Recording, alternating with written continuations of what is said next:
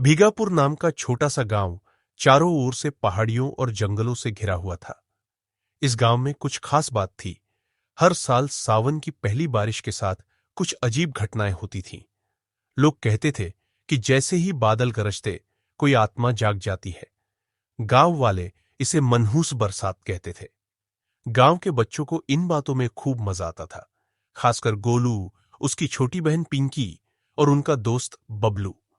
तीनों हमेशा रहस्य खोजने की ताक में रहते। एक दिन गांव के प्रधान ने सबको इकट्ठा किया और बोला, कल सावन की पहली बारिश है, कोई बच्चा घर से बाहर ना निकले, और सबसे जरूरी बात, पुरानी हवेली की तरफ कोई न जाए। गोलू की आंखें चमक उठी। वो फुसफुसाया, जरूर कुछ खास है हवेली में, हमें पता लगाना ही होगा। अगले दिन सुबह सुबह बादल गरजने लगे, बिजली कड़की और धीरे धीरे बूंदाबांदी शुरू हो गई। बारिश धीरे धीरे तेज होती गई। गोलू ने पिंकी और बबलू को बुलाया। आज रात हवेली चलेंगे, देखेंगे कि उसमें क्या है।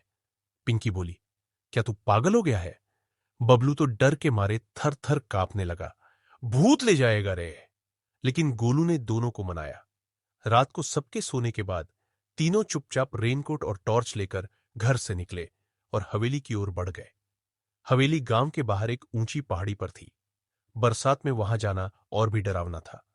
पेड़ों की छाया, टपकती बूंदें और गहराती रात, सब कुछ जैसे डर का निमंत्रण दे रहे थे। हवेली बहुत पुरानी थी।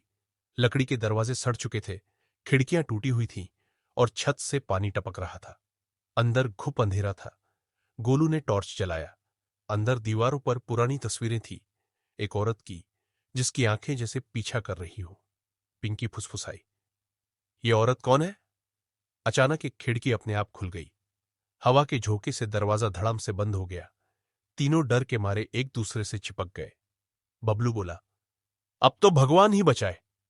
तभी उन्हें एक बड़ा सा आईना दिखाई दिया। गोलू ने मस्ती में कहा, चलो सेल्फी लेते हैं। लेकिन जैसे ही उन्होंने आईने में देखा, तीनों के साथ एक चौथी परछाई भी दिखी। सफेद साड़ी में, बिखरे बाल और खून से भरी आंखें। वे झट से पीछे मुड़े।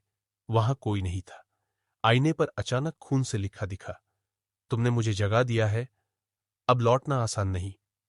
कमरे के एक कोने में एक पुराना संदूक पड़ा था। गोलू ने उसे खोला तो उसमें एक पुरानी डायरी मिली। उसमें लिखा था, मैं राधा, इस हवेली की आखिरी मालकिन हूं। मेरी शादी बारिश के दिन हुई थी, लेकिन उसी दिन मेरा पति मुझे छोड़कर भाग गया। मैंने बरसों इंतजार किया और एक दिन इस हवेली में मर गई। अब मैं हर बरसात में जागती हूं। डायरी के पन्नों के साथ एक चूड़ी थी, सुनहरी, लाल पत्थरों वाली। जैसे ही पिंकी ने उसे छुआ, हवेली की दीवारें कांपने लगीं। आईने से फिर से वही आत्मा निकली, राधा। वह बोली, तुमने मेरी चूड़ी छू ली, अब तुम मेरा वादा निभाओ। तीनों बच्चे कांप रहे थे। राधा बोली, मेरी आत्मा तब तक मुक्त नहीं हो सकती जब तक मेरी चूड़ी मेरे मंदिर में ना चढ़ाई जाए। अगर तुमने ऐसा ना किया तो हमेशा के लिए इसी हवेली में फंस जाओगे।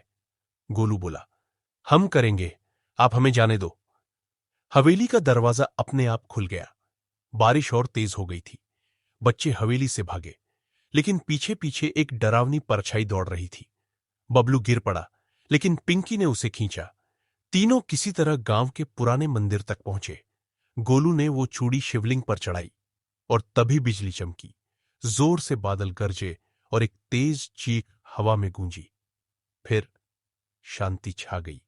अगली सुबह गांव वालों ने देखा कि हवेली की पुरानी दीवारों पर एक नया रंग चढ़ा हुआ है और उसकी खिड़कियां खुद ब खुद ठीक हो गई हैं।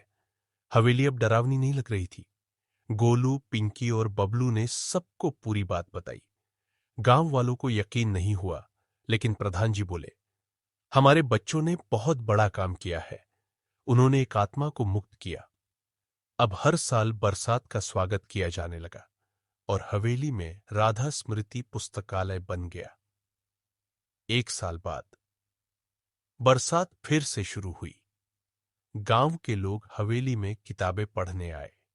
तभी एक बच्चा बोला, मुझे वहां फिर से आईने में कोई और दिखा और आईने पर लिखा था, मैं अब अकेली नहीं हूं,